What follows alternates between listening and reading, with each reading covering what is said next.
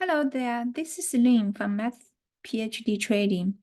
It's been a long time, but I have been preparing this long video on the complete guide to sell puts. I call it the complete guide because it covers everything about selling puts. I believe that after watching this one video, you can start selling puts. Before we get started, I'm going to be frank with you. I have been struggling to get more subscribers and more views from each video. I have made 7 videos so far. Most of them only have about 30 to 50 views. And even the video with the most views is less than 400.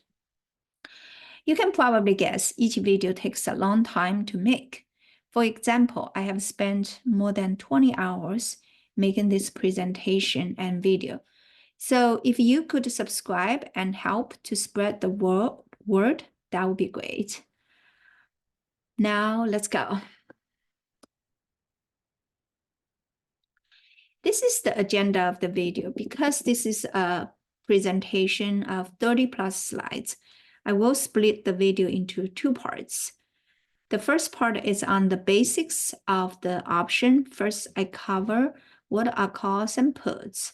And then I go into details about Greek letters, delta, gamma, theta, and vega.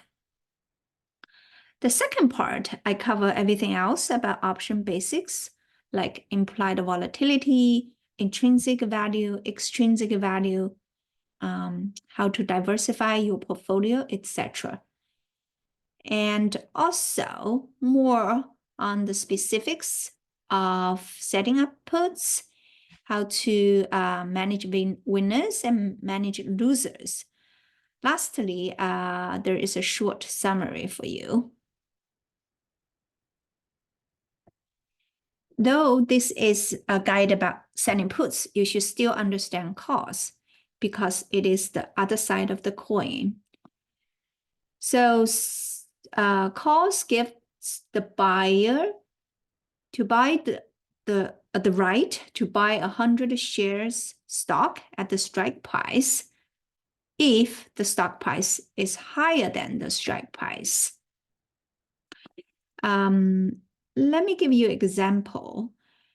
When the stock price is at $90, we enter a call at strike price 100, expiring in 4 weeks, with a premium $1. So at this point, the call buyer wishes the stock rises to at least 101 at the expiration date to make a profit. So that means the stock has to move $11. The call sellers wish the stock doesn't surpass 101 at the expiration date to make a profit. So that means there is a buffer of $11 for the call seller to make a profit. If the stock price rises from $90 to 110 in 2 weeks, now the trade price has significantly increased, say $11. At this point, the call buyer could close the trade with a profit of $1,000, right? Because 11 minus 1 is 10, 10 minus 100 shares, it's 1,000. But the call buyer decided to wait for more gain. Unfortunately, the stock comes back down to 105 at the expiration date. Now the trade price is only 50 cents. So the call buyer loses $50 and the call sellers takes $50 home. By the way, we are talking about American options here, so the call buyer can exercise even before the expiration date if the stock price is higher than the strike price. So why do people buy a call? Because people assume the stock is going up. The good thing about buying a call is you could get unlimited profit from a limited premium. In the previous example, if the stock price goes from $90 to $150 at the expiration date, then you gained at least $5,000 minus the 100 premium. Even if the stock didn't go your way, you only lost $100. The bad thing about buying a call is that time is against you. You are losing time value every day, even when the stock stays flat. Why do people sell a call? People who sell a call assumes the stock will go down or do not move up too much. For that point, you actually have a larger buffer compared with buying a call. The good thing about selling a call is that time is in your favor. You are gaining time value every day, even when the stock stays flat. The bad thing about selling a call is that the most you gain is the premium. So you have limited profit. And you could lose a lot of money. If you are selling a naked call, i.e. you don't own 100 shares of the stock. In the previous case, if by the expiration date, the stock rises from $90 to $150, which is $50 higher than the strike price of $100, then you lose $4,900. If you own the stock, the story is different, and the loss is depending on how much you purchased the stock for. Many people sell a covered call if they want to sell some stocks that they have owned at a much lower price, and now they can sell for a higher price. And then the call premium is an extra bonus for them. Either way, I don't recommend selling naked calls. This slide explains a few miscellaneous terms for calls. In the money means the stock price is higher than the strike price. Out of the money means the stock price is less than the strike price. Near the money means the stock price is close to the strike price. So the call buyer wants the call trade goes in the money, and the call seller wants the call trade goes out of the money.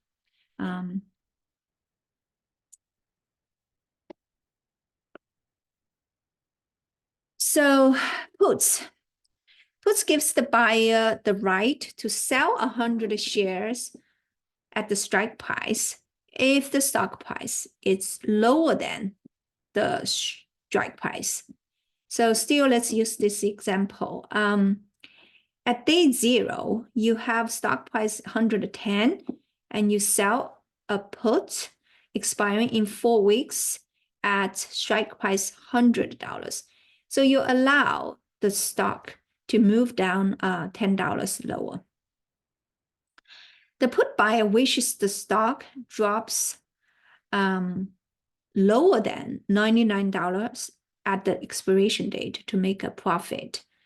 The put seller wishes the stock doesn't drop lower than $99 at the expiration date to make a profit. If the stock price lowers from 110 to $92 in 2 weeks, now the trade price has significantly increased, say $8.5. Then the put buyer could close the trade with a profit of $750.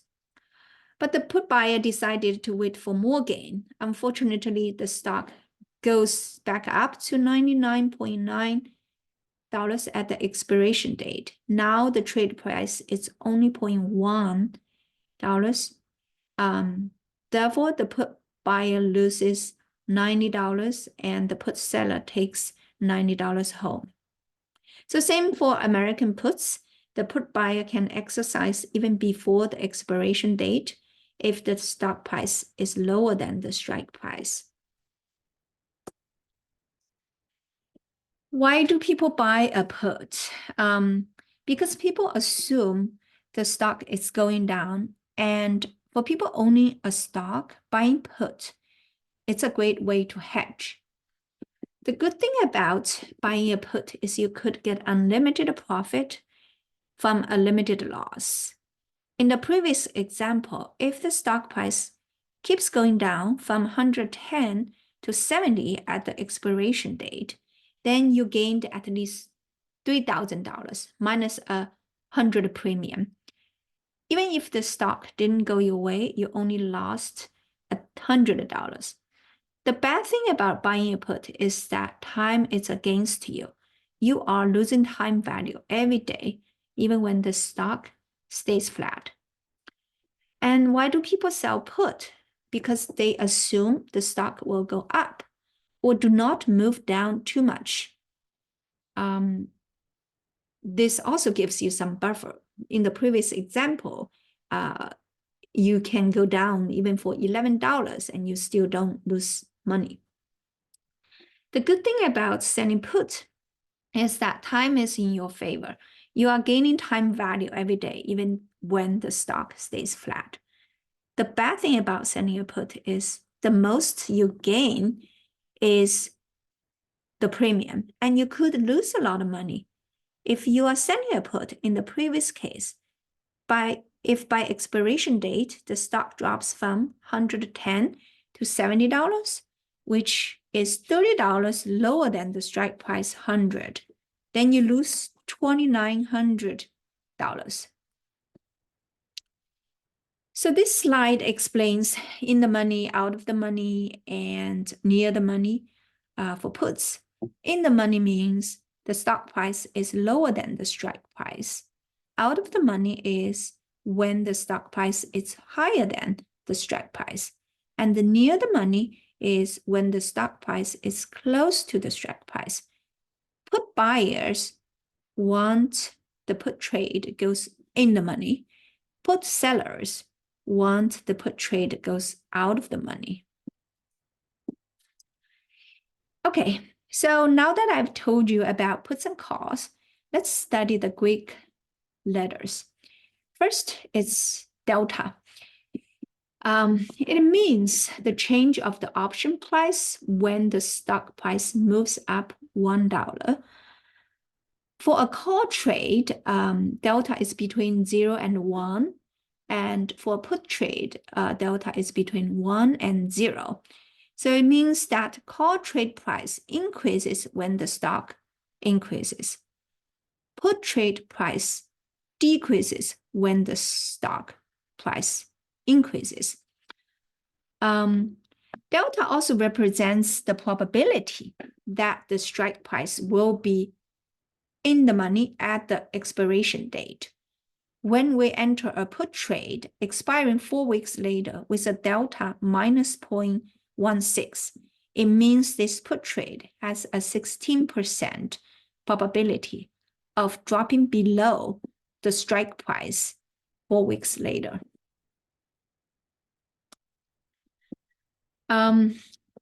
This left picture is a screenshot from Thinkorswim.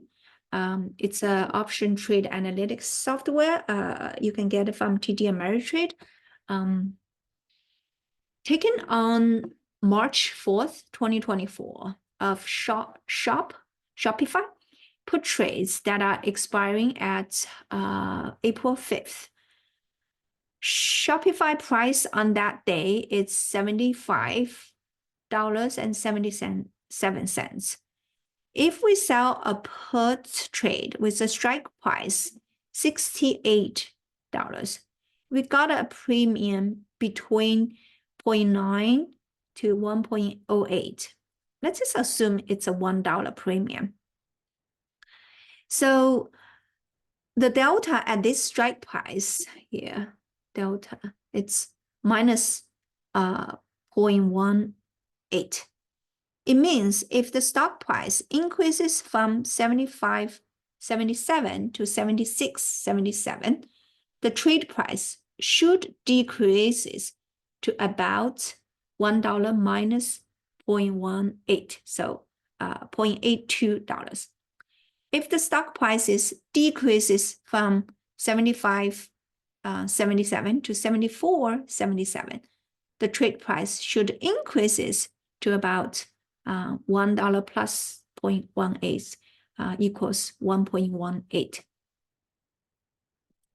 So as the strike prices increases, the trade price increases, and the delta decreases from zero, more like a -0 to -1. The deeper in the money, the closer to -1. So the strike price $60 has a delta -0.04, which means it has a 4% of a probability dropping below $60 at April 5th, 2024. And the strike price $86 has a delta -0.9. It means it has a 90% of probability to stay below $86 by April 5th, 2024. And delta at the money, right, 76 is around -0.5, since there is a 50% chance that the stock goes up or goes down.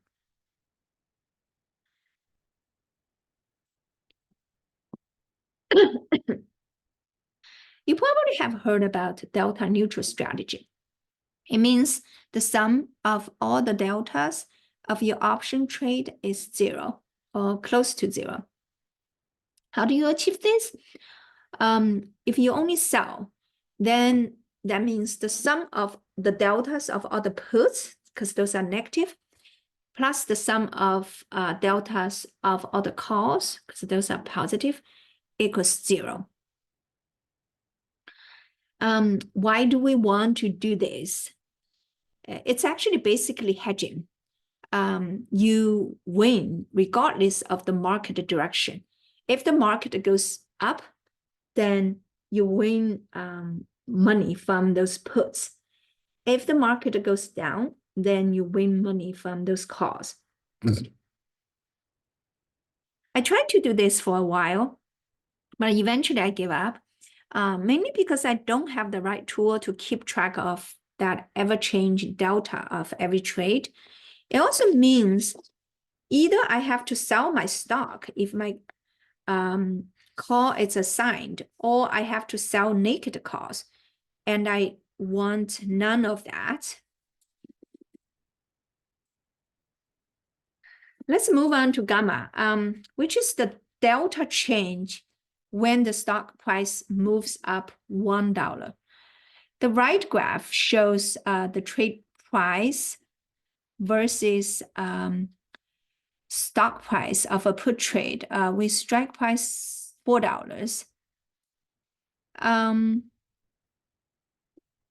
So when the stock price is $2 here, we have a delta equals -0.75.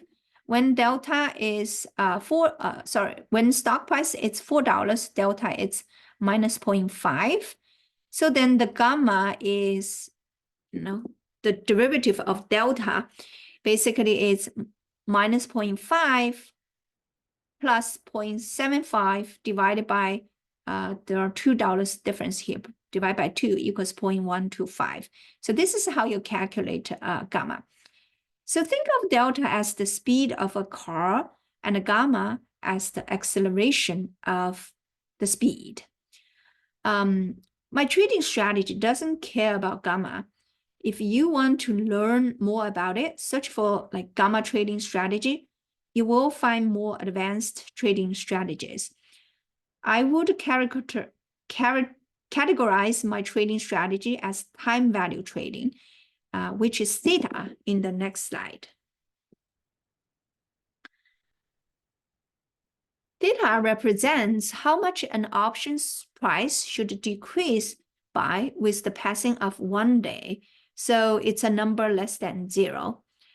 The left figure shows how the time value decays for near the money option.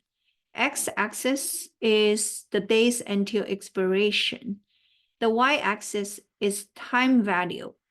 Time decay of each day is the theta we are talking about.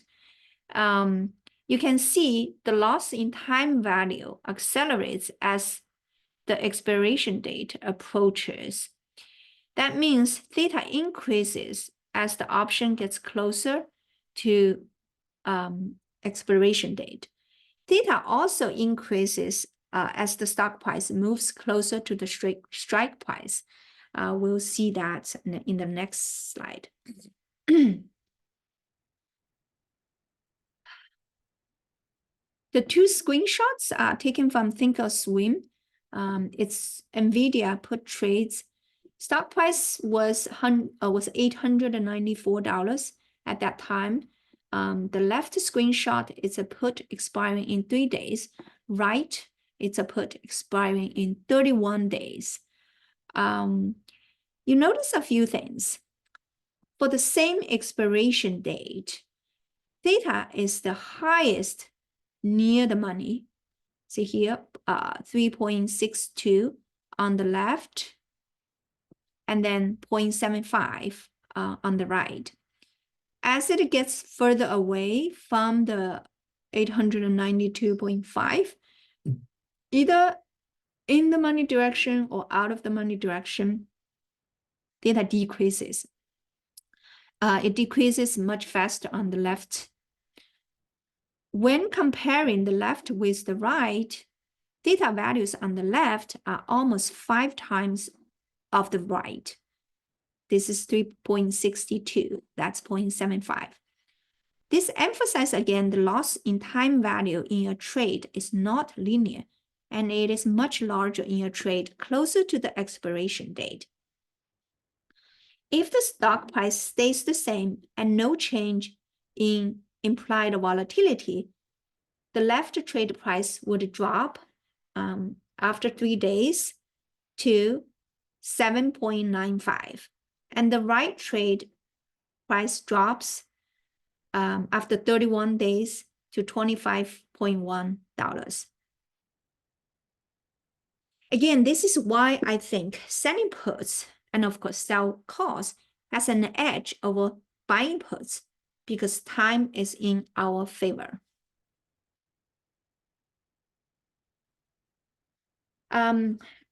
Maybe you have also heard about theta trading. Is keep the ratio of the sum of the theta and the sum of strike price in all the trades as a constant, say 0.1% daily. Because a year has 200 trading days, so you would have 20% of annual rate of return, even if the stock stays flat. For example, the 2 trades from last slide, the strike price 892.5 expiring in 3 days has a theta 3.62. Strike price 892.5 expiring in 31 days has a theta 0.75. So on that day, the daily theta versus the principal ratio is 3.62 plus 0.75 divided by 2 times 892.5 equals 0.24%. This is actually higher than the 0.1% we were looking for. Therefore, you could have an annual return of 48%. Of course, because these are at the money puts, they are much more risk. And definitely they are above my risk tolerance level. The last Greek letter is Vega, which measures the amount of increase or decrease in an option premium based on 1% change in implied volatility. The longer an option contract has until it expires, the more uncertainty it could have, the more volatility affects the price.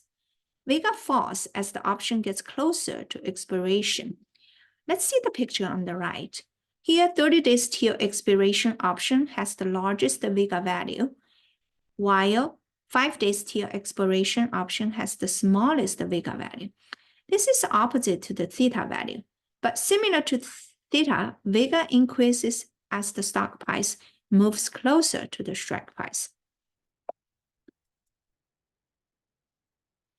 Let's keep using the NVIDIA example. The two screenshots are taken from Thinkorswim NVIDIA put trades. Stock price was 894 at the time. On the left is a put trade expiring in 3 days. On the right, it's a put trade expiring in 31 days. You notice, for the same expiration date, Vega is the highest near the money, 0.30 on the left and 1.03 on the right. And it gets further away from $892.5, either in the money direction or out of the money direction, Vega decreases. When comparing left to the right, the Vega value on the left is 1/3 of the right. Compare 0.30 with 1.03. If we assume the IV of NVIDIA drops 10% the next day, and the stock price keeps the same, then the left trade price drops to 11.33. The value vanishes. It's time value plus the Vega value. And the right trade price drops from $48 to $37. However, normally IV doesn't change very much, except in the event of earnings and some sudden events. I do take advantage of IV crashes during earnings seasons. In fact, I just did a 6 weeks of earning trade experiment last month, and I put up 5 videos. If you are interested, you should check out this series. I will leave it at the show notes for you. Okay, we will stop here for the first part of the complete guide on selling puts. If you like what you see, please like and subscribe. Or even more, tell your friends about my channel. Thank you and bye.